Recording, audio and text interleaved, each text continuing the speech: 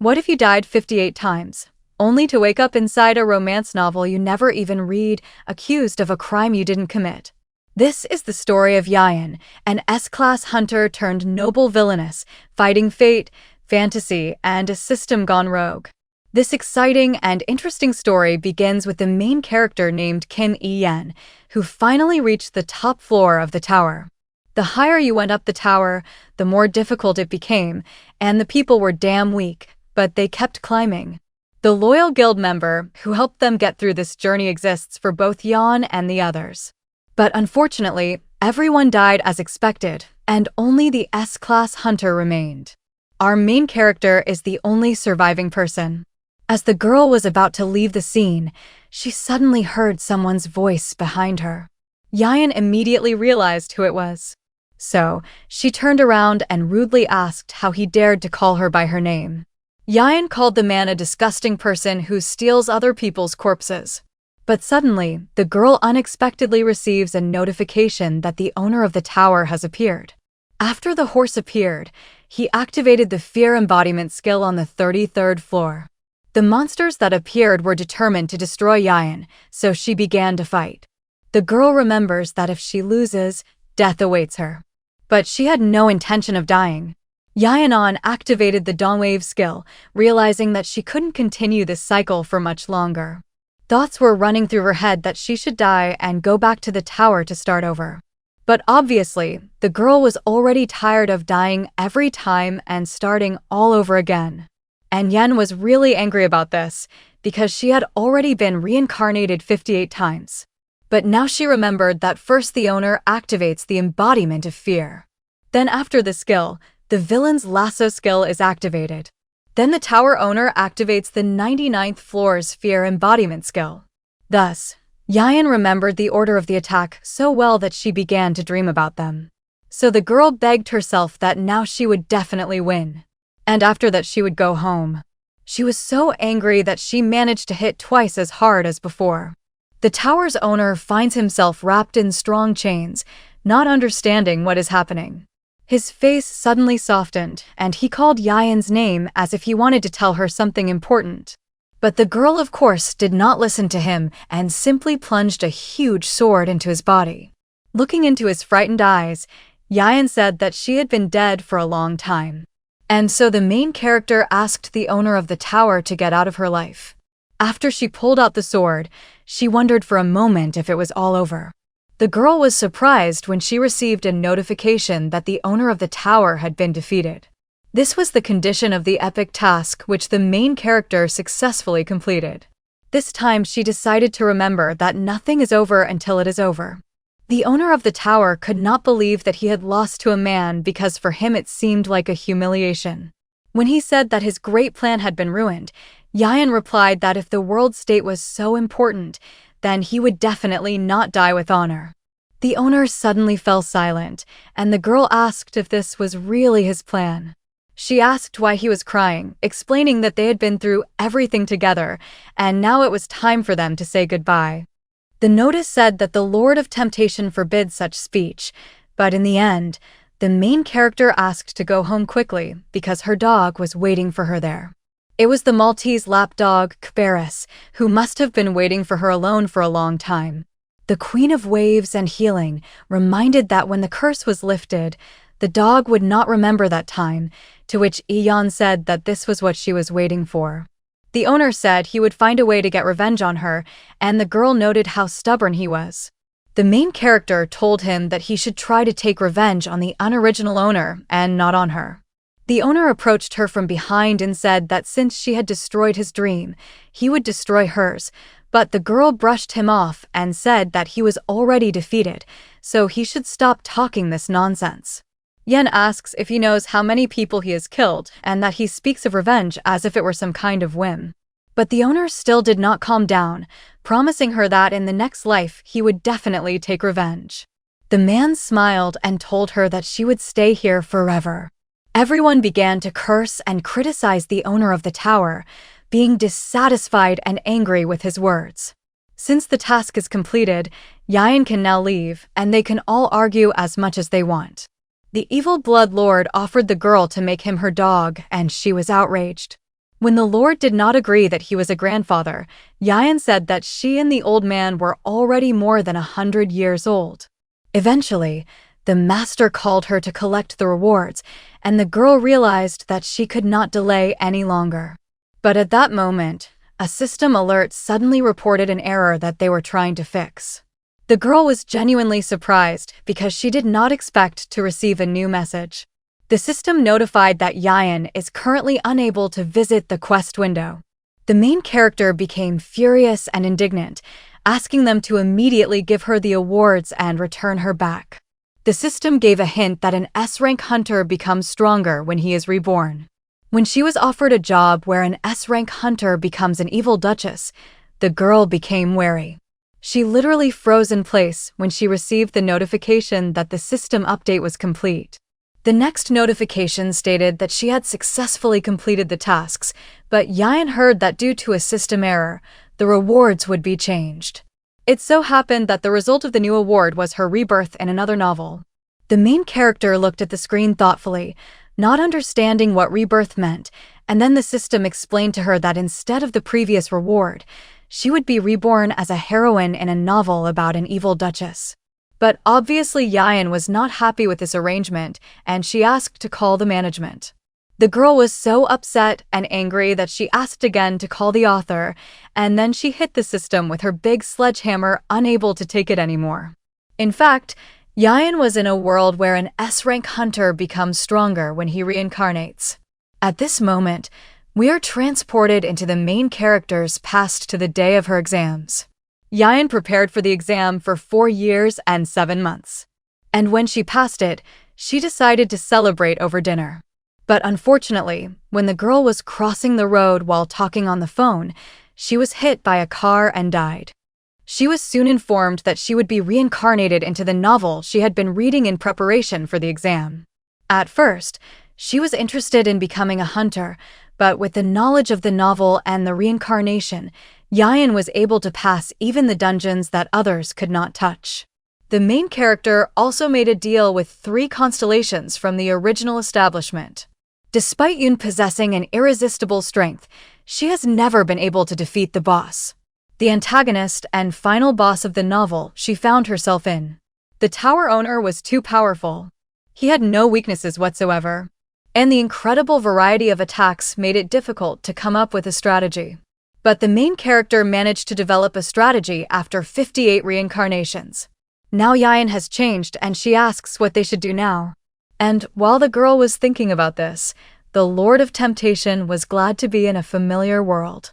Yian realizes that she was originally supposed to return to the original world, but she was angry that instead of giving her the rewards, she was sent to another novel. The girl had never read this novel before, and she also remembered the task window. Only with its help can one get a rough idea of what is happening. Apparently, the main character was reborn in the novel, and she hates romance. Yoon felt that something was definitely wrong, as if there was no more strength left in her arms.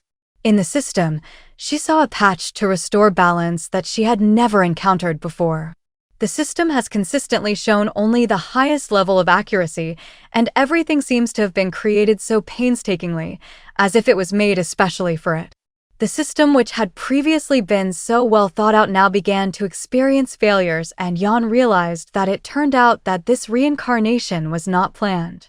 Then the main character thought that perhaps this was the work of the tower owner. This means that his last curse was so strong that it caused an error in the system, and Yian decided that there was no point in sitting and thinking about imprisonment. She needed to start completing the task. She needed to escape from the dungeon, and then the girl would be able to get out of this body. She noticed how the evil ruler was inviting her to destroy everything around her, and that he was inspired. He said that his name cannot be spoken in this world, to which Yoon asked what he knew about this world. The Lord said that this world was connected to his homeland. Although the main character thought that it was an ordinary fantasy, Yian asked the master to check her and others' stats to see what had changed. The Lord said that the characteristics are worse than in the underworld, but better than in the past world. But the girl decided that it was okay because she had hardly used anything in her past life anyway. In general, the main character's abilities have become a little worse than they were. She tore off the bars in 1 or 2 moments, thinking that she should sort out the standards of this world. And when she realized how easy everything was, she thought that she didn't have to worry at all. The greatest warrior of the Ramdish Empire is the cold-blooded Duke Marzas. He is the only duke of the empire renowned for his swordsmanship. The Markious family has raised many students, but now faces imminent collapse.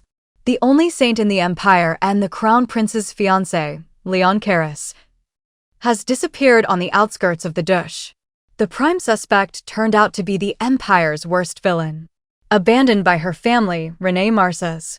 When Auntie Markious, the heir, was told that there was a stranger in the dungeon, he ordered preparations for battle. Kerr Martes, the Duke's second son, said the fighter could prove to be quite challenging. And then Auntie ordered that they would begin the attack on the count of 3. But before they could even move, someone's voice was heard from under the shadow of the basement. Auntie got angry and Carol, his eyes wide in surprise, tried to understand who was there. As it turned out, Renee came out of the dungeon surprised by the large number of people, but wished everyone good morning. At the table, Auntie asks Renee to tell him who let her out of prison, and the girl replied that she got out herself. The main character was unhappy that she was wasting so much time here because she needed to complete a task. But Auntie still did not calm down and asked to name the person who helped her. As he continued to ask if she had hired an assistant, Renee began to wonder if something was wrong. Auntie asked if she was listening to him, but Renee was looking at his system window at that moment, which was glitching. Then the girl turned her gaze to Auntie's brother, Carol, and noticed that his window was also the same. But even though the system's windows were buggy, her relationship with them was rock bottom. Suddenly, Renee received a notification that she had completed the escape mission, and an additional mission appeared. The task said that she should improve her relationship with A and Carol and improve her reputation. In response to their questions about what she was mumbling about, Renee replied that everything was fine, understanding that she had to adapt to their manners, but for now, Renee has decided not to touch them for now in order to take care of her reputation. Renee told them it didn't matter because she didn't quite understand the situation yet. And then the girl asks Auntie why he decided that it was she who killed the saint. Auntie slams her fist down on the table, spilling the tea, and says, as she always said, that she wants to get rid of Lady Karis. A says that Lady Karis has disappeared from their territory, and everyone suspects Renee. The man furiously asks how much longer Renee will disgrace their family. Finally, after all the screaming, the girl told him that she understood him. When she asks where the body and evidence are, Auntie says that she hid it herself. Keir corrects him and says that there is actually no direct evidence. And then, Auntie said with a heavy sigh that envy of Karis was also a motive. He asks if it wasn't her, then who could have killed such an innocent person? He tells Renee that if she confesses, the Duke may forgive her, at least until the court hearing. But Renee wondered why they were talking about the Crown Prince and not the Emperor. Carol said that the Crown Prince was personally considering the matter. And then Renee asked why he would travel such a distance. But in response, Carol asked if she really still thought that His Highness liked her. Auntie explains that His Highness has been engaged to Lady Karis for 3 years. And Carol asks if Renee is tired of unrequited love. And then Renee realized that the heroine of this novel fell in love with the Crown Prince. So she tried to kill his bride several times, and apparently this time Renee succeeded, but it seemed so obvious to her. The quest description states that Renee was accused, meaning she was not guilty. The system has neither creation nor feelings, but it never lies because the content of the stories does not contain a lie. But one way or another the truth may actually be hidden. Then Renee wondered who could really have killed Lady Karis. Renee says she now has an idea of what's going on and asks her to listen. She said that Lady Karis could have escaped on her own, but Auntie and Carol replied that her body was nowhere to be found and that it was a disappearance. They asked her to think with her head, saying that Karis was supposed to marry the Crown Prince in a month, and why should she disappear in that case? Knowing that they were supposed to have a wedding, Renee said that the chances were even higher then. Renee smiled slightly and asked if maybe Karis ran away because she didn't want to get married. Auntie asked if the lady really looked like the kind of person who could throw such a tantrum. Renee responded by asking how he lived with such a narrow mindset, saying that he wouldn't get far. Rena liked Carol's reaction, and she thought it was worth exaggerating. When Renee said that the saint must have suffered greatly, Auntie asked what she meant. The girl tells him that he himself told her that the saint is very kind. Renee assumed that Karis had run away because the crown prince wasn't so good. That's why, smiling, Renee asks why he doesn't go and see the crown prince. The system notified that Carol's closeness had increased by 10, and Kir himself laughed hysterically. Renee asked not to doubt her because she doesn't know the others, but she is still his sister. She asked him to trust her at least once, because now he was trying to make them show sympathy. Renee asked if it was obvious that he could confide in a family member. Sighing, Auntie says that he would believe her if she showed him something that could be trusted at least once. Their family had already given them enough opportunities, hoping that Renee would come to her senses. But unfortunately, Auntie said that the result was still the same, and Renee replied that there was nothing to be done then. Then Renee asked them to give her just a month, and she would prove her innocence. The brothers were genuinely surprised by the statement, and Auntie asked if she could prove it. Renee asked him to trust her just once, and he asked if she knew what she needed to do. Smiling, the girl asks if he is really worried that she might be right. In the end, Auntie agrees with her and says that he will even put his name on the line if she proves her innocence. Renee told him that they had agreed and then told Carol that he was a witness. A table appeared in front of Renee asking if she was ready to accept the new task, and the girl was actually waiting for it. After reading the conditions of the task, the main character was surprised that her relationship with Carol had already improved. But still, she didn't understand at all why they wouldn't improve with Auntie. Renee understands that even if her innocence is proven, the relationship will not improve. This is what made her wonder what kind of hidden settings Auntie had. The girl extends her hand to her brother and asks him to take care of her this month. A did not understand her words and said that it would be wise to prepare for defeat now. He still didn't believe her, and Renee understood how much he suspected her, but they shook hands anyway as if they had made a pact, and Renee thanked him for his concern. Carol, watching them, awkwardly scratched the back of his head and thought that something had changed. Auntie told Kir that he had not planned to shake hands, but he could not avoid this handshake. As an excellent swordsman, Auntie can distinguish the hand of an ordinary person who doesn't even know how to wield a sword. And when he shook Renee's hand, he felt no skill, no kindness, nothing. But a second ago, Auntie unconsciously reached for his sword, not understanding why he did it. Some time passes, and when Renee is left alone, she wonders what she should do now. She realized that she didn't have enough information, and even if she should start somewhere, she didn't know where to start.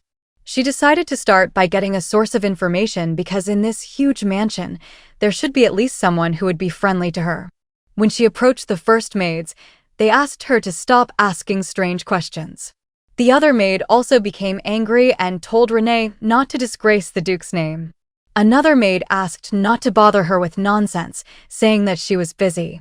The girl doesn't understand how Renee even survived when everyone treats her like that. The relationship with the person was falling apart, even if she just met someone. So, she didn't know what to do. Eventually, she decided to give up trying to get information from the estate. Renee suddenly grabbed one of the maids by the hand and asked her to at least show her to her room. Some time passes and the maid brings Renee to her room, which turns out to be quite large. Renee looked around and decided that compared to the way she was being treated, this room looked better. She walked over to one of the wardrobes and thought that things weren't so bad. The main character opened the closet and decided to start with the fact that she needed to change her uncomfortable clothes. Imagine her surprise when she opened the closet doors and saw the glitter, luxury, and wealth inside. Renee couldn't resist when the cute candy wrappers caught her eye. Renee assumed that the Duke was rich enough, but not to spend so much on a noble woman. She understands that with such a fortune, the Duke can buy any information. But in reality, it was easy for Renee to find admirers because the evil blood lord had his grandfather's sorcerer powers. And the master of temptation, the main character knew, had the skills of a grandfather.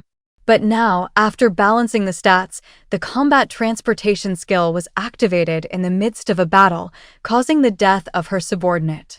She needed to stop using her skills, and now she can kill someone like before and maybe be reborn again. Renee needs to proceed with caution and first make sure that the saint is truly alive. There is no evidence. The saint could have escaped or been killed, but no one knows. If the saint is alive, then it must be confirmed. And if she is dead, then the killer must be caught. Renee asked the Queen of Waves if they could find the saint, and she supported her. The evil bloodlord asked if it was possible to accuse someone of a crime. Renee thought that there seemed to be someone here who was connected to the sacred, so the old tempter might be caught. The girl leaves the room, realizing that she won't get any information here, even with money.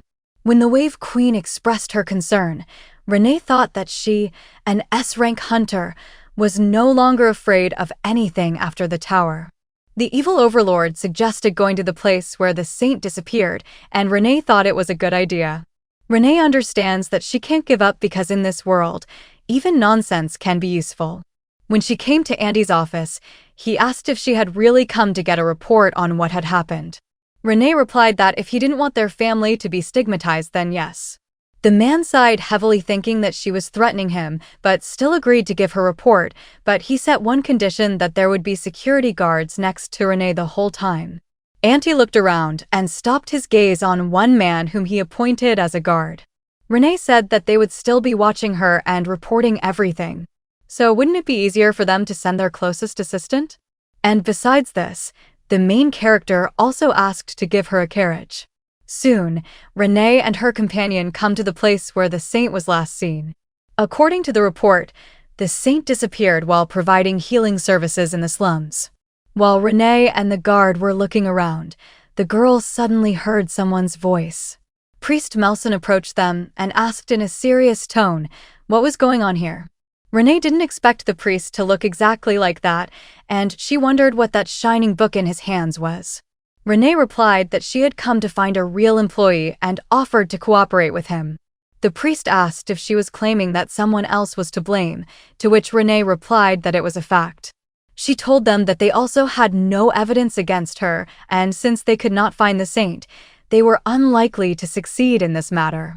The main character smiled and said that she hoped they understood that she wanted to work together for the common good. The other workers began to say that Renee was right and they could try to look for the saint. The priest could not resist asking how they could believe in the innocence of this lady.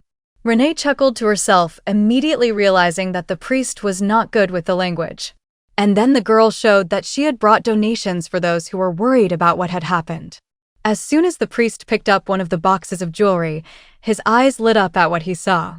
The priest immediately apologized to Renee and asked how he could be of service. First, Renee asked if he had any of Leon Karras's things. The more the better. The priest said that he had nothing but the prayer book that the saint brought with her. He asked if there was anything else needed. And Renee thought that the more money, the faster the process would go. Then the main character said that she wanted to look at the tent where Leon was staying. When the girl looked inside, she noted how clean it was. An escort came into her tent and wanted to talk about this donation. The man thought that Renee hated the church because something similar had happened to the archbishop. Renee became wary and frowned, not understanding what he was talking about. The guard immediately apologized, assuming that Renee did not want to talk about it anymore. He said that when the archbishop declared Leon Karras a saint, Renee threw champagne in his face. The escort also recalls how Renee said back then that it was unfair that Karras was made a saint, and then the archbishop told her that she had committed an unforgivable act. Renee realized what had happened and people still didn't believe it, and the archbishop's actions were in vain. The man asked if there had been a misunderstanding back then, but Renee asked him to think what he wanted. Renee says that now everyone is like this, that everyone does what they want and thinks what they want. Finally, she told him that she would look around here and that he should wait outside.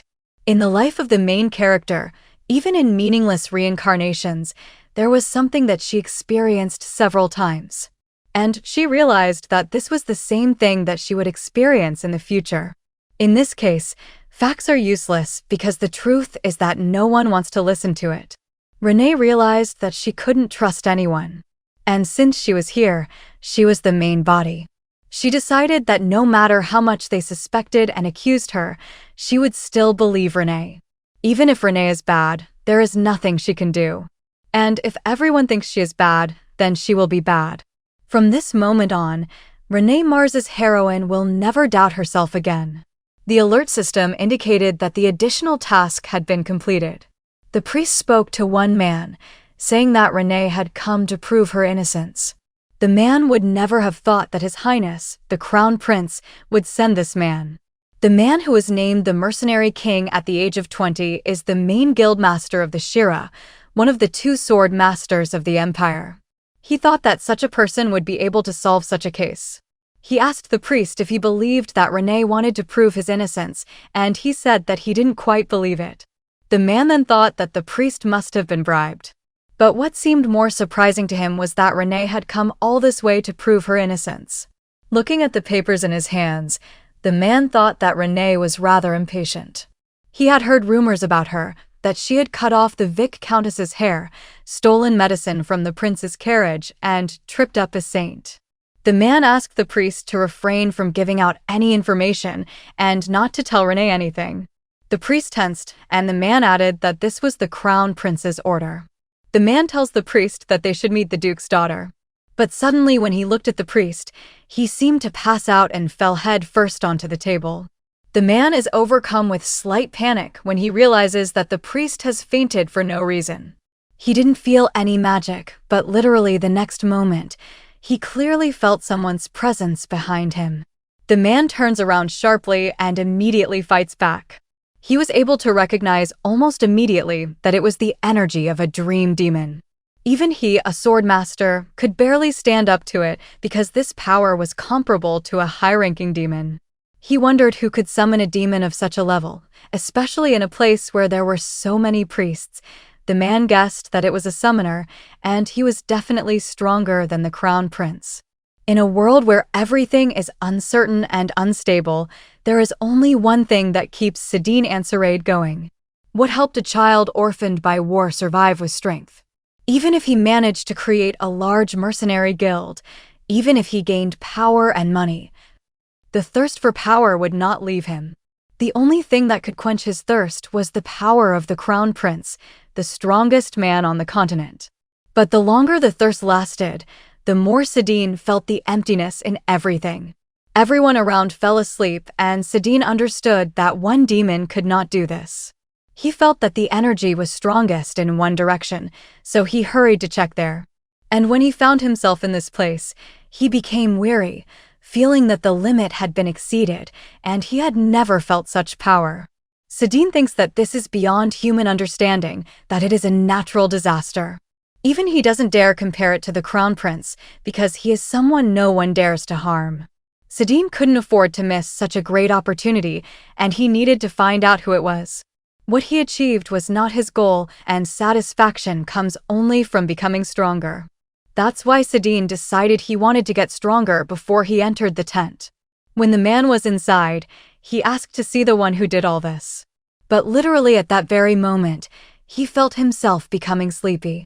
All this time, 3 different demons were circling in front of him. Then Renee approached the passed-out Sadine and asked what happened to him. The system previously apologized to Renee for any inconvenience they caused. Renee asked the system if she could find a saint by her prayer book. The Lord of Temptation was angry and asked him not to ignore it. Eventually Renee resigned herself and decided to invite all the priests to a quiet hour. And now the next moment takes us back to the present time. Renee looked at Sadine and thought about how handsome he was, that he looked like a black cat. Opening his eyelids, the girl thought that there was something special in the man's eyes that attracted attention. The main character was slightly embarrassed when the evil blood lord told her that she was a true connoisseur of beauty. The Lord of Temptation said that he took her tastes into account during the demon summonings. The Lord of Temptation was unhappy that Renee was suppressing him just because he told her that she liked handsome men. Renee covered her ears with her hands because it was so loud, and she asked the master to stop. Renee also noted that Sedan had a great characterization, and it was no wonder why the demons had a hard time. In the end, the main character decided that strength was everything to them. But suddenly, the Lord of Temptation suggested that she kill Sedan right now. But the girl refused and asked to leave him alive because she liked him. And all because Sedan turned out to be the first person whose attitude towards Renee was not negative. The girl noted that Sedan is not only cute and sweet, but also obedient. Judged by his attitude towards her, he is not one of those people who judge others based on other people's words. Judging from his titles, he has a lot of information. And since he is a sword master, there is no need to worry about him. And in the end, the main character decided that Sedan would now be hers. Looking at his face, Renee said that she wanted to tame him because he was like the perfect pet. The Blood Lord was angry, but Renee told him that he could do whatever he wanted and then asked the Tempter if he had come up with anything. The Overlord gives her the report of the dream demons, and Renee noticed that for the most part, there was nothing special. Renee knew there was a witness, but they were just going to hide him and keep quiet. What made her even more angry was that these were orders from the Crown Prince and this guy. The girl accidentally hit the guy on the nose, causing him to blush. The Lord of Blood, the Queen of Waves and Healing, and the Lord of Temptation began to talk a lot. Eventually, Renee got fed up and simply decided to block them. She left only the Water Sister because she needs her help with the treatment. Renee decided to correct her mistake and then scold each of them separately. She looked her future companion in the eyes for the last time and left the room. In his sleep, Sedan hears someone calling him and asking him to wake up. He heard someone telling him that from that day on he would be his master. While Sedan was sleeping, the Water Sister healed his nose, which Renee had accidentally hit. When the man woke up, he immediately felt that his nose hurt. After this, he remembers his energy and tries to remember where it went. At that moment, while Sedan was slowly coming to his senses, he heard a female voice. Turning around, the man saw that he was in the same room with the daughter of Duke Markious. Renee noticed that he seemed to know her, so she asked if they had met before. Then Sedan tells her that he has never seen her before, but Renee, of course, does not believe him. Sedan visibly tensed up and asked the girl to move a little further away. When she asked him if he remembered her spirit, the man froze for a moment. Sedan definitely felt something when the main character put her hand on him. He was so shocked that he froze on the spot and widened his eyes, saying that this couldn't be happening. Renee smiled at him and told him that it was true, that he had indeed come for her. She told him that she thought he was a little smarter and then asked if he had carried out the Crown Prince's order. Then her face suddenly became serious, and the girl asked him why he didn't tell her that there was a witness. Worried, Sedan answered the main character that he had no idea what she was talking about. And then Renee asked him not to waste time, saying that she personally met this man and found out everything. She asks what the saint was doing and who told her to hide it. But what bothered Renee most was that Sedan and the others simply pretended not to know. When he said that the saint had left on her own, Renee replied that there was no reason to keep her in prison. Then Sedan tells her that the Crown Prince assumes that the saint is missing because Renee threatened her. Renee didn't expect that answer, so she said that Sedan was smarter than she thought. She says that since it has happened, it is a reasonable assumption, but it is not true. But Sedan responded that the Crown Prince seemed to think differently. The man mentions that the new bride disappeared right before the wedding.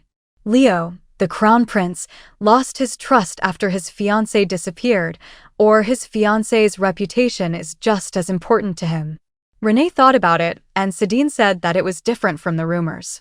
He said he heard that Renee was in love with the Crown Prince, but listening to Renee, it would seem more likely that she hated him. Renee asked why she should like the man who took her into custody. And then after a short minute of silence, Sedan says he has something to say. He shares that in reality, the relationship between the Crown Prince and the Saint is nothing more than business. At that moment, Renee screamed and asked if they really didn't love each other. But then the girl thought about it and asked why Sidine was telling her all this. Renee said that the crown prince must have wanted to hide any suspicions of the murder of the bride. She says he had a lump in his throat and now he's finally gotten rid of it. With a heavy sigh, Renee says she's found out everything she wanted to and says it's time to go. But Sidine suddenly asked if she was a demon, to which Renee replied that she was of course human. But then the man asked how she was able to achieve such a body condition. He said that this was a power of incredible proportions, and no matter how you look at it, an ordinary person could not possess it. And this force is not just powerful, but a very dark force, as if harboring an old grudge. The man asks the lady how she got such power. When she said that you only have to die 58 times, Sidine froze. He thought it was a joke because he had heard that the lady had never held a sword in her hands before. Sidine reflects on how such a force could unite an entire continent, but Renee asked what she should do about it because she wasn't interested at all. Sidine told her that she was following the path of the sword, but the girl only thought that she wanted to go home. And suddenly, Sidine tells her that everything is decided and he will serve the lady as his teacher. The words came out so unexpectedly that Renee literally couldn't believe what she was hearing. Sidine Ansarad has so many achievements that he has become known as the light of the empire. And the only thing that really interested Sidine was the path of the sword. Sidine was moved by admiring glances. But even the crown prince, who is considered the strongest, was not enough for him. Sidine was stronger than Renee. But this difference in skills did not depress her. Gray was overcome by boredom when he lost his goal. Nothing was interesting to him anymore. But one day he saw a light that illuminated his forgotten desire. And this light surprisingly turned out to be Renee Markious. That is why Sidine, now putting his hand on his heart, asked Renee to teach him. The girl was slightly surprised and confused. Realizing that Sidine wanted her to teach him, she had never done anything like this, let alone taken on students. It is difficult to live alone. But the main character did not like to take responsibility. She wondered if Sidine was worth giving up this position. But in the end, Renee decided to refuse him, and the system notified her that she had made a choice. The relationship with Sidine worsened 100-fold, and Sidine sadly asked that maybe she didn't like him. The girl said that she likes him, but she just has her own path. She also said that she doesn't like to take on other people's responsibilities. And after that, she wanted to say goodbye. When she turned around and looked at Sidine, she noticed that he had the same cute eyes as Cerberus. The Queen of Waves advises to listen to Sidine because he is handsome. And yet Renee agreed to do it. Sidine shares that he is experiencing difficulties. And even after meeting the Crown Prince, he does not feel anything. But Sidine says that when he saw the lady, something inside him awakened, and Renee asked what it was. While the man stared into her eyes, the main character became embarrassed thinking about that very thing. But instead, Sidine tells her to teach him. He excitedly declares that for the first time, he feels like he wants to compete with someone. Renee, with a heavy sigh, only remembers the constellations that told her to consult with him. Renee told Sidine that she was grateful to him, to which he replied that he was not asking her to accept him. Sidine promised that if Renee accepted him as her student, he would help her financially. At that moment, the girl thought that Sidine was the ideal candidate for a source of information. And then the main character decided that she would nevertheless accept Sidine as her student. But in her mind, she answered him that he had survived only because of his appearance. Sidine thanked her, and Renee completed the task to improve the relationship. After some time, Renee wanted to ask Sidine something after he promised to help her. When Sidine said he would answer any question, Renee thought how flexible he was. Renee asked Sidine to tell her everything he knew about the Crown Prince and the Saint. Sidine agreed, saying that he was not going to hide anything from his teacher. But before he tells, Sidine asks Renee not to start a feud with the Crown Prince. He said that the Crown Prince had political power. And Renee asked if he was worried about her. Sidine responds that the Crown Prince should not be underestimated. In the end, Renee agreed with him and simply asked him to answer her question. Sidine told her that the Saint Leon Caris had received the favor of Bloit and was considered an incarnation of God. Due to her strength and character, Yian is loved by everyone in the empire. And after his engagement to her, the crown prince received great support. Every effort was also made to preserve the engagement, and the crown prince was not averse to bloodshed. However, the saint disappeared, and in addition, a witness testified that he saw the saint on the day of her disappearance. Renee said that no matter how much she thought about the story, one thought would never leave her. She remembers that the last witness serves a saint who was struggling with something. On the day when the priest came to the saint, she was muttering something in her sleep. He was surprised that the saint was talking in her sleep and tried to tell her that everything was fine. But then the saint said that she needed to flee, and if she did not do so, she would be in danger. And after this, the saint disappeared while the priest was sleeping. And then he reported this to the crown prince. Renee wondered what could have been so dangerous that night that the saint had fled. Sadine says that if the bride ran away before the wedding, saying that it was dangerous, then all suspicions will fall on the groom. The crown prince is concerned about the situation, and Sadine says there are rivals. There is Princess Aiden Ramadish, who is the crown prince's only rival. When Sadine asked if Renee really didn't know about this, she replied that she had her own reasons. Renee says that to rule out murder, she must find the saint and prove that she is alive. But the girl thinks that it would be strange to return the saint to where she said it is dangerous. Renee asked Sadine not to look at her like that because she was not as pretty as he thought. He doesn't know how much the rumors could be so false. But he will go right now and fix everything. But Renee asked him to stay here because she was also here to prove her innocence. But the man told her that he did not quite understand how she was going to solve this. And then covering Renee's hand with his own, Sadine nevertheless asked if she would teach him. Renee thought she was already regretting her choice, but told him it wasn't hard. Sadine tells her that the crown prince never listens to her, and the girl asks who said that. Then the main character told Sadine that she preferred physical communication to words. Sadine thought that Renee wanted to use force and that this was a good decision because the crown prince was no match for the lady. Renee replied in the negative that this was not the case at all and asked what he was thinking about. If you think about it, yes, it was a threat, but not a threat to life. First, Renee needs to meet with the crown prince, but she understands that he will ignore her. However, she needed to get to the man who accused her of the crime. When she asked Sadine if he knew how to get to the one who always sits at home, she herself answered that she needed to set his house on fire. Time passes and Sadine asks the lady if he can ask her a question. The man wonders why Renee decided to take him with her to the Duke's estate. Renee thought about it and realized that she had only taken him with her because of the mission. But in the end, the girl answered him that she wanted to be friends, and Sadine asked if this meant that they were getting closer. Sadine doesn't want Renee to be burdened by his studies, and he learns just by being around her. Then the main character asked him if he really thought she was burdened by him, and she added saying that it is much easier for her to understand the situation when he is around. The man replied that it would be much better if he were not around. Sadine says that Renee is the only daughter of a duke in the empire, and he is an insignificant commoner, and he says that just by taking him with her, Renee has already done a lot. Sadine says that Renee's taking him to the temple with her convinces him that she wants to be friends with him. He says that the aristocrats do not treat the swordmaster well, and the Markious family is famous for its skill in wielding the dream, which was even worse. He didn't want to get involved with them. So he gave up the title of Markious and became a knight.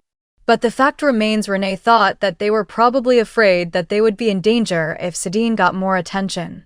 Even Renee is familiar with this, that many people respected her power but at the same time expected her fall. But Renee thought that Sadine was worrying about her in vain because surely he hadn't seen how the priests were afraid of her. Before leaving, Renee told Sadine that they could go and the priests watched over them the whole time. There has to be a limit to everything. And the irony is that the one who doesn't do as well as the villain, how can they think they can outshine him? The girl decided to ask if it was true that Sadina was now called the Light of the Empire. And he answered that it was. She tells him that she, an aristocrat, is a disgrace to her family, while he, a commoner, is the light of the empire. Renee told him that even if he was tired and drained, He should not avoid them and remain confident. According to Renee, Sedin shouldn't care what other people think. So, he needs to stand his ground. From now on, no one will care about Sedina, and he has no time to worry about those who don't like him. Renee asked him to believe in his reputation and to act decisively in doing what he loved. After everything Renee had told him, he felt as if his apathy had disappeared. Renee tells him that it will be strange if he doesn't behave freely. After such a conversation with Sedin, upon arrival, Renee immediately ran into her brothers. She told them that since Sedin had volunteered to help her, they should not quarrel with him without reason. But Auntie asked in response where her manners were because besides the fact that she arrived in the middle of the night, she also brought a man with her. While he was trying to quarrel with her, Renee, standing with a stony face, asked him if he had really gone deaf. Renee told him he could chatter all day long like a little chicken. A became even more indignant after such a comparison, starting to get angry. Pointing to the maids, Renee asked them to ignore what she was saying, and she told her brothers that the two of them would not be able to cope with their younger sister without becoming disappointed. The girls sternly said that the lady was no more and let them treat her like an ordinary person. In response, Carol told her that no matter how much she tried to be cruel, she was still a lady, and no matter how much of an investigator for the Crown Prince and a master of the sword Sedin may be, he is still a commoner. And then Andy said that therefore Renee should know her place and go to her room. Renee began to defend Sedin, saying that he was one of the best swordsmen in the Empire. She says that she brought such an important guest into the house, and they should have started taking care of him right away. A and Kier froze in place after their sister scolded them. But Auntie asked her that even if she wanted to prove her innocence, how dare she bring a strange man into the house? Renee replied that she had brought a man who could prove that she was innocent. The system notified that relations with Auntie had worsened by 50 and with Carol by 20. After all the objections, Renee fell silent, mentally thinking that this is what is called oratory. The demons were discussing the fact that Auntie was talking too much even though the milk had not yet dried on his lips. When Renee asks if that's all Auntie wanted to say, she tells him they're leaving. A continued to shout that he hadn't finished yet, but Renee didn't care and didn't even turn around. She told him that she was busy with a guest, so he should stop bothering her. Renee asked him to read the newspaper tomorrow, but Auntie didn't have time to ask what she meant because they left. Carol tells that this is the first time he sees Renee behaving like this, and he asks if he really believed her words. Kir said that even if Renee was crazy, she was recognized by the king of mercenaries himself. And he said that if Renee was found innocent, then their family would benefit from it. A nervously clenched his fist and replied that he understood this, and that was what worried him. If Renee is telling the truth, then they will all be without their only suspect. So the next moment takes us to the morning of the new day. Renee slowly awakens from her sleep with the sun shining brightly in her eyes. Raising her hand, the sun falls on her skin, and she wonders if the sunlight was only so warm. She remembers that there was no warmth felt in the tower where only monsters lived. And then the main character realized that it seemed that everything was really over with that place. Renee sat on the edge of the bed, thinking that Sedin would probably wake up soon. It didn't seem like the people in this estate would help Sedin in any way, so she decided to go see him herself. While she was lost in thought, she heard someone knocking on the door, which was the first time she had ever heard it. In the tower, any knock meant that thousands of enemies were already running, and it was necessary to use the skill of heightened senses. However, after entering this world, the skill was disabled, and Mara informed her that Sedin had come. And the reason why that skill was disabled was because in this world, it seemed like no one would dare touch her. The Queen of Waves still advised not to let her guard down, but Renee simply drowned them out so as not to hear. At that moment, she gave permission to enter, and the maid Helen burst into the room. When Renee asked what was going on, the maids informed her that she had been asked to come down. The Rebbe was very interested in how the servant's favor affected her attitude toward her. The maids asked how many people might be looking for her in this dush, besides the master who wants to scold her. The girl looked at the maids and suddenly realized that something was wrong. She wondered what would be the best thing to do with these maids. The maids crowded around Renee and told her that she didn't seem to know her place. One of the maids lists that Renee does not know how to handle a sword. She has a bad character and that she can only pretend beautifully. At that moment, the girl thought that it was quite normal to blame others. But then she asked them why everyone was relying on useless numerical advantage. Renee kept thinking about what she should do with the maids. Buy them with money or try to negotiate. But it seems like the main character is saying that the most important thing here is strength. One of the maids asked what she could do to them since the power was with the young masters, not with her. But in response, the girl said that this does not mean that she cannot do anything. Coming closer to the maid, Renee told her with a serious face that she knew nothing about her. At that moment, the maid fell to the floor.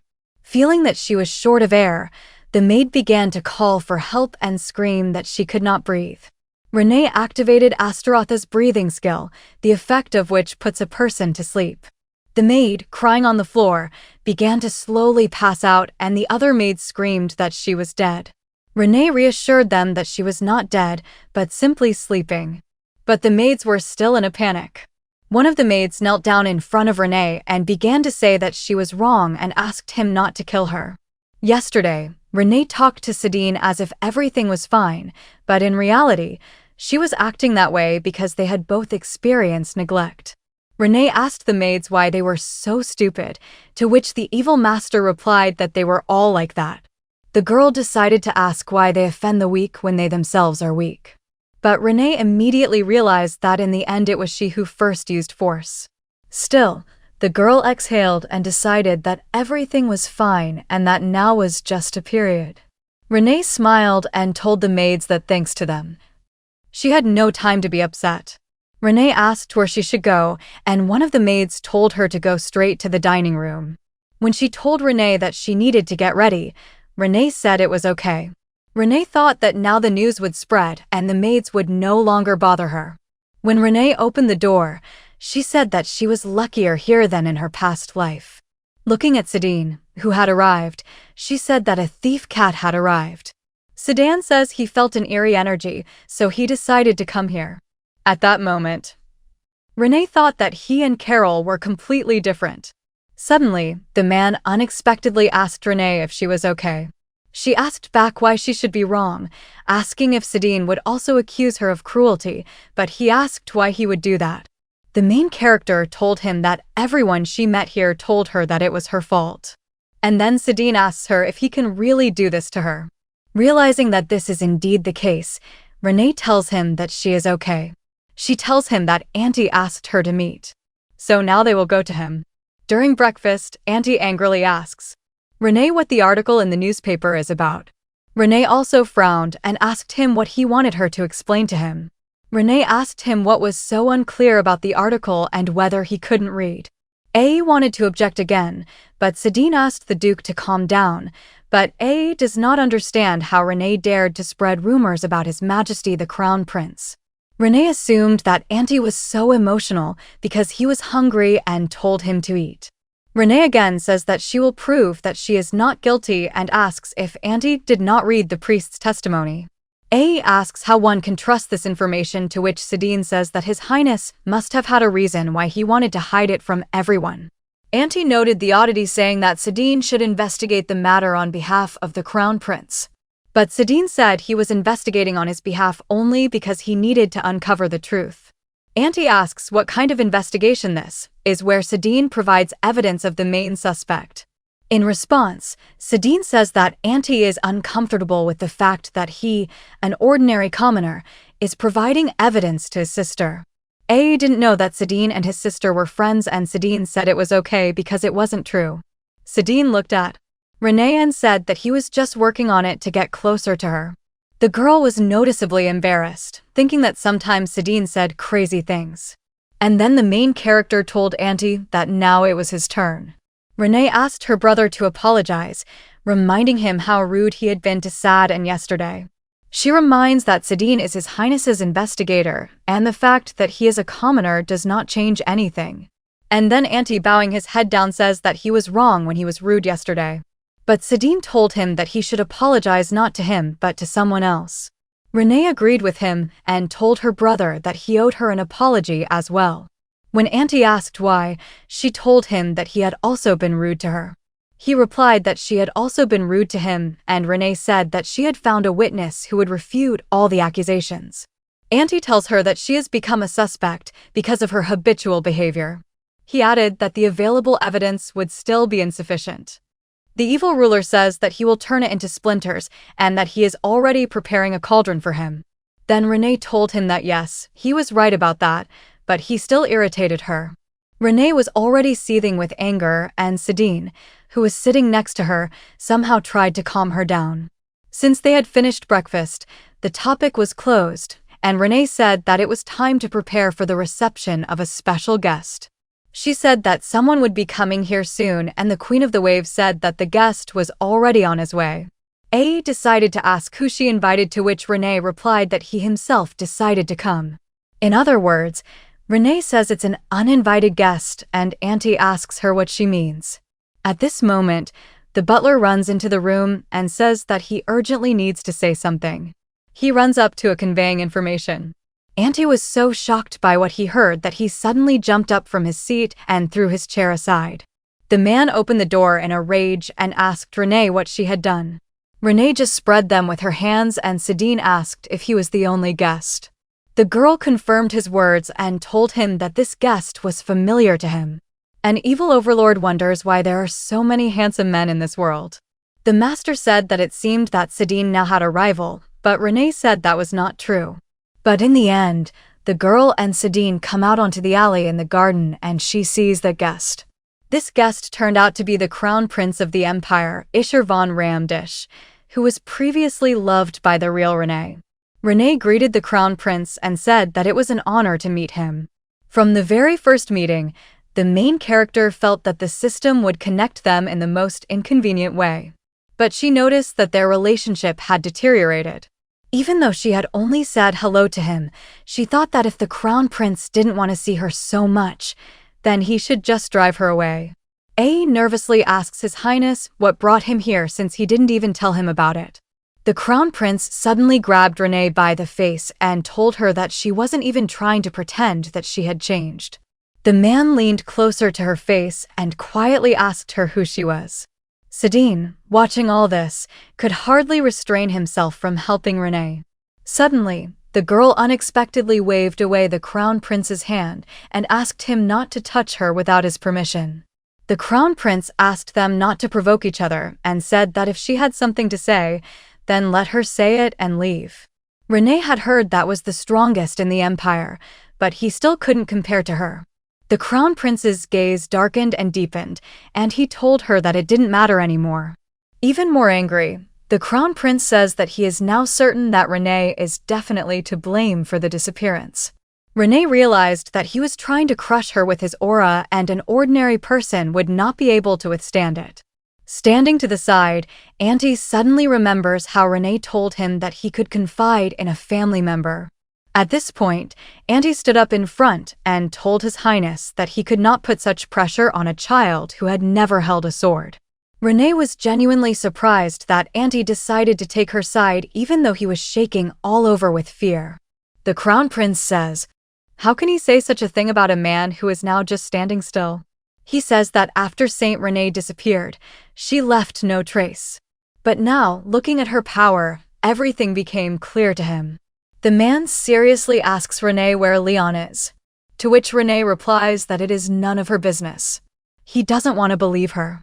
And Renee says that she has a question about what the Crown Prince himself was doing that day. The man gets angry and asks how dare she ask him such a thing, and she sees that he is already drawing his sword. Renee chuckled and asked if the greatest master in the world was really afraid of a simple girl. This was the last straw for the Crown Prince, and he was about to attack Renee, but Sidine stood up for her. The Crown Prince growls and asks Sad and to get out of the way, growing even angrier.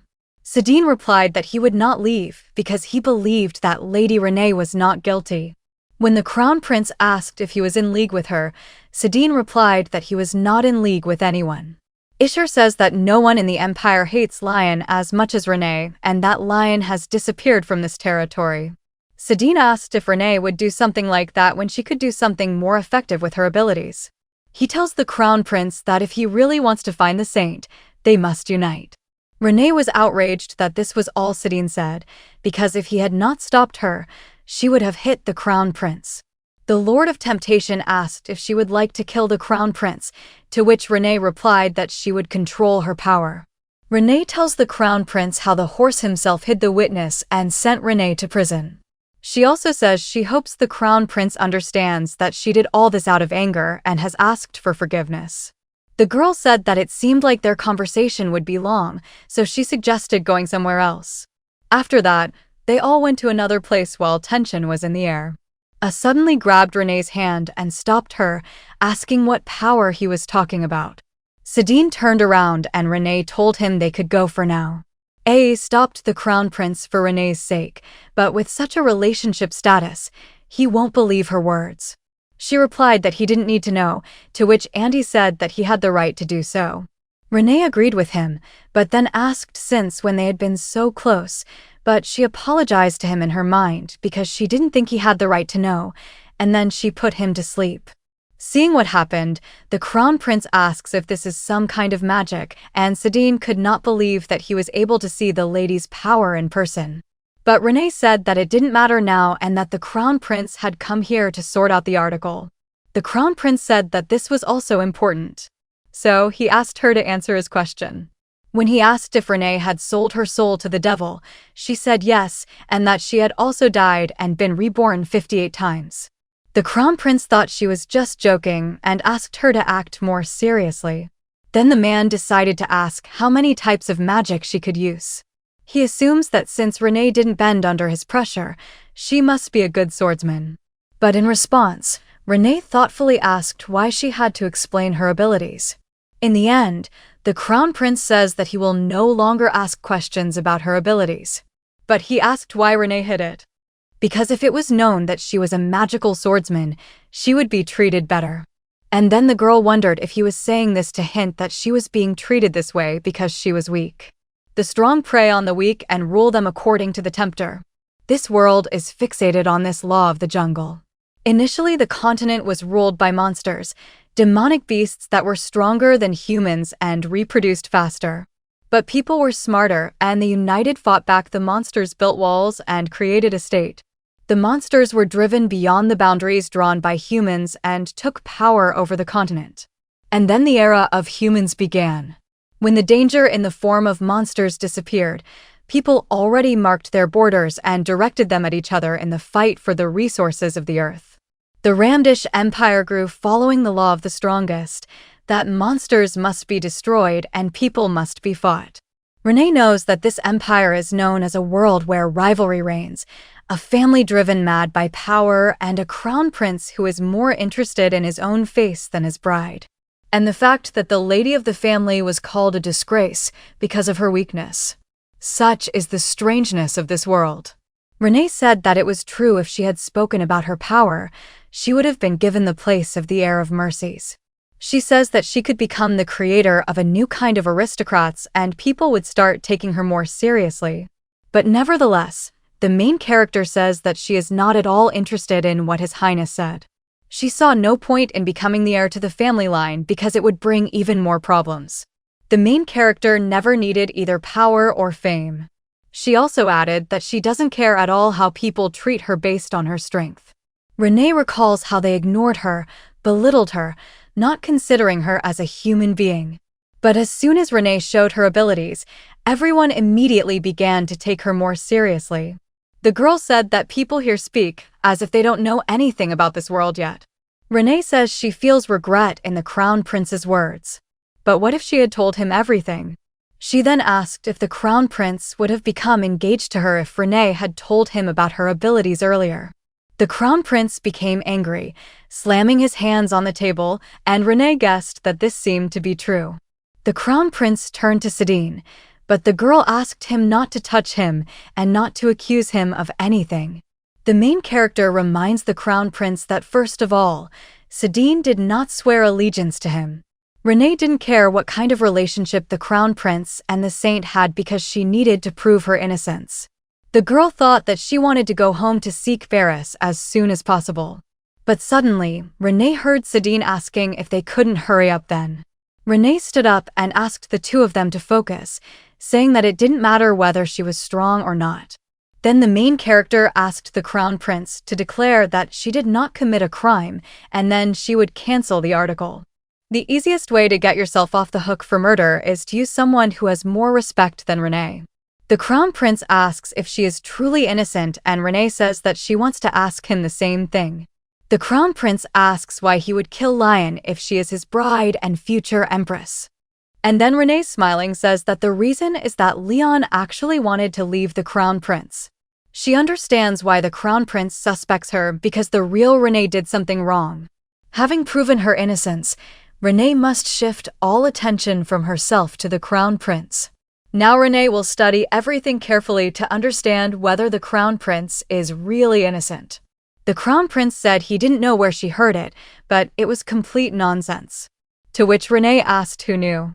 She suggests that the crown prince was unable to restrain the saint who wanted to escape from him. Everything that His Highness could gain from marrying the saint disappeared, so he killed her. Renee asked him if he liked the hypothesis she had put forward. The crown prince became angry and shouted that Yian never intended to run away from him. But then Renee asked him if he had any proof of this, because she could prove that she was innocent. The man began to see with anger. Every fiber of his body tensed, and he asked to listen to him carefully. He said that if anyone in this world is innocent, it is him. Renee noticed that the crown prince's aura fluctuated depending on his emotions, and if he were a criminal, this would not happen. She asked the demons if she should believe him. Noticing that the old man was silent, Renee suggested concluding a temporary truce for now, and then we'll see. The girl tells the crown prince that she will withdraw the article and the crown prince will drop all charges against her. When he replied that it was not in his power, Renee asked if he was not the one investigating the saint. The crown prince says that even if he is responsible, he needs convincing evidence. Renee doesn't understand why the crown prince is so irritable, as if he does it on purpose. And then the main character hands something to the man asking if this will be enough.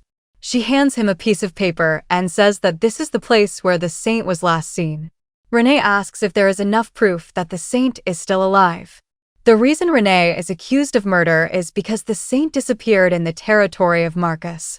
But at the same time when the main character was in prison, the saint was seen in another place. And so since the saint is still alive, it means that Renee is not a criminal. The crown prince was puzzled and asked where she got such information. Renee asked how she could be sure that he hadn't done it too.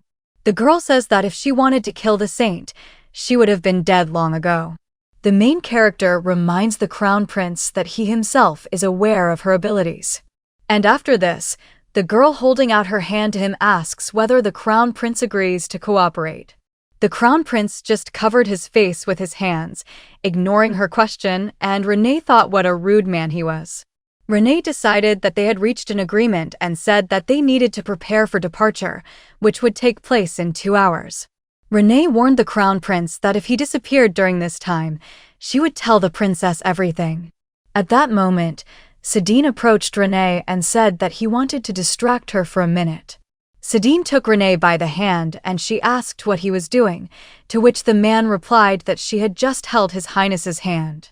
When the girl asked what was wrong with that, Sadine replied that he just wanted to wipe his hand. When Renee left, the crown prince asked since when Sadine had become the lady's pet dog.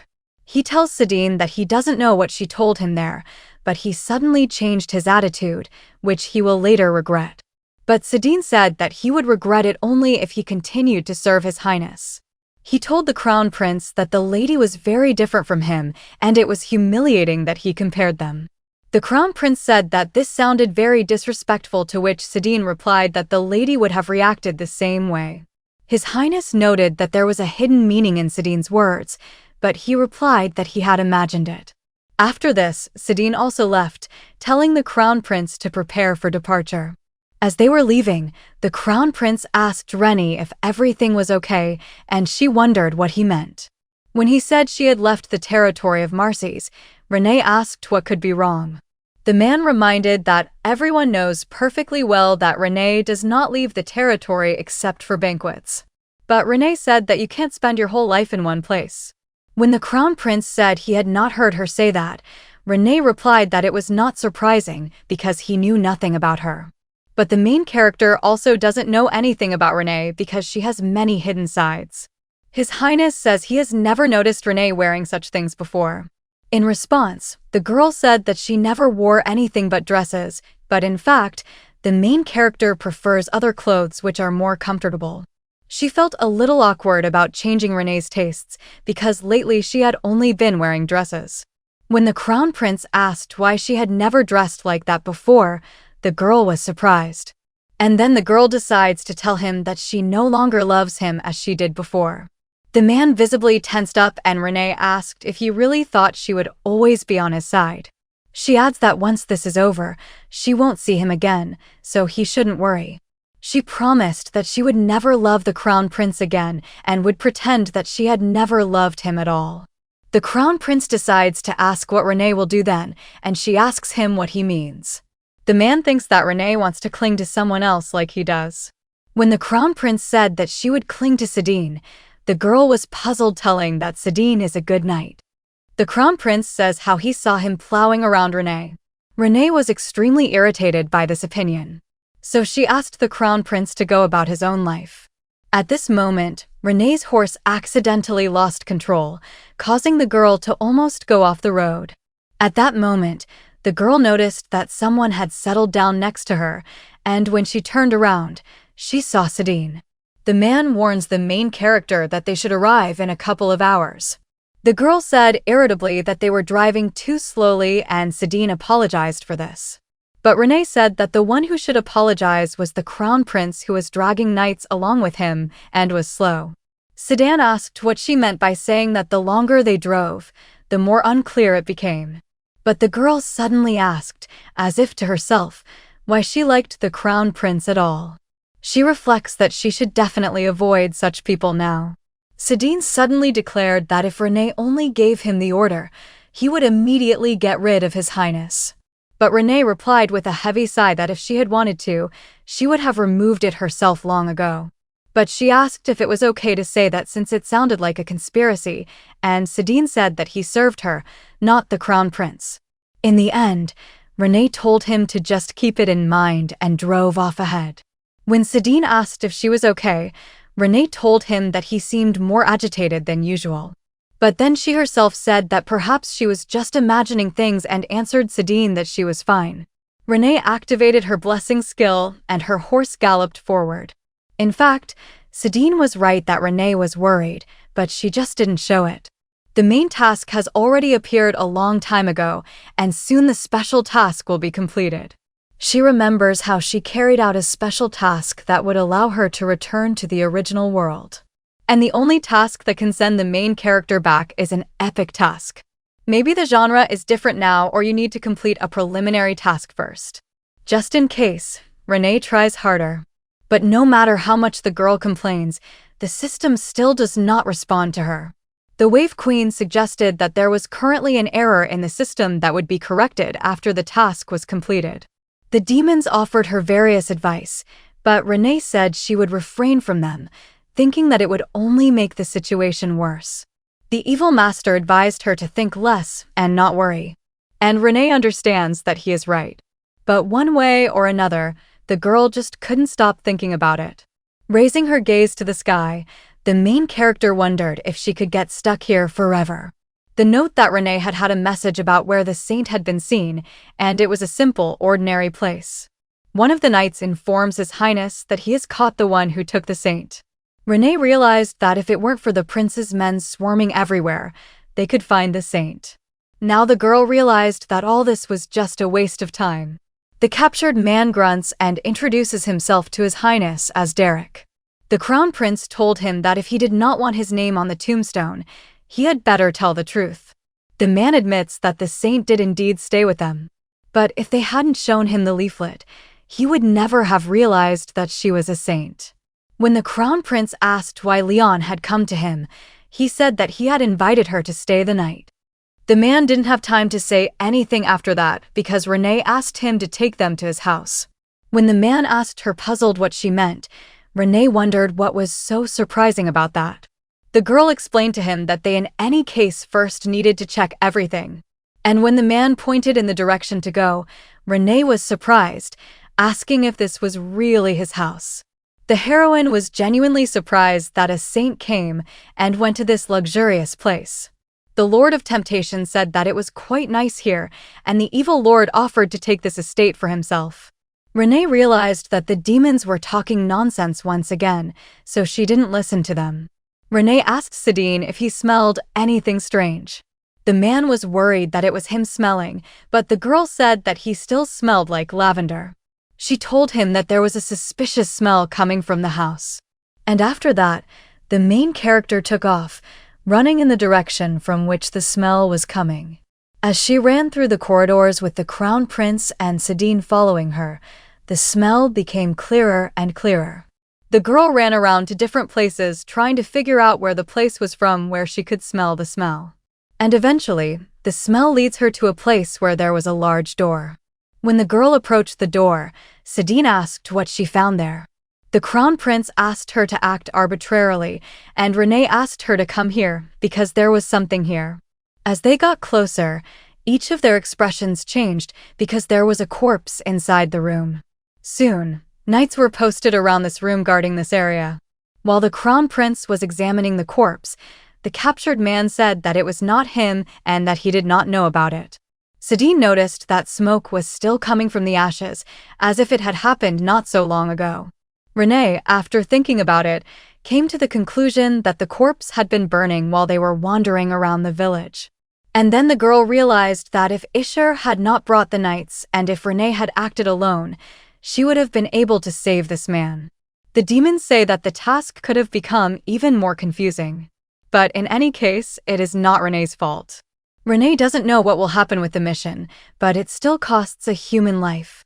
When Sadine asked if it could be the corpse of a saint, Renee replied that it was not yet known, but that sacred powers emanated from the corpse. There are not many people in the world who possess sacred power. And if a person possessed a powerful sacred power, it remains with him even after death. The main character could not believe not much time had passed since the man had burned, and Renee rode on, accompanied by 2 companions. This is only proof that the saint was alive until recently. The Crown Prince whispers and asks why. Leon was killed and what she did wrong. The ring in his hands was the same one he had given her, but Sadine asked if he was sure about it. And then he said that he couldn't be mistaken because he had ordered it himself. This ring has a powerful spell placed on it that cannot be broken by normal means. The special mission was completed, but unfortunately a person died.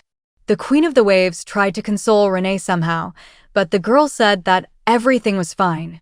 The main character has seen people burn many times because she herself loved to burn them in fire. She saw her comrades perish in the fire at the top of the tower while the monsters below raged in a mad dance. That is why the girl was clearly familiar with the smell, because in her past life she encountered it too often. The detained man says it is unfair because the saint left at dawn. But the Crown Prince asked him what kind of corpse it was then, and the man replied that he himself did not know. Sadine asks the Crown Prince to calm down, but the man continues to say that he has no evidence.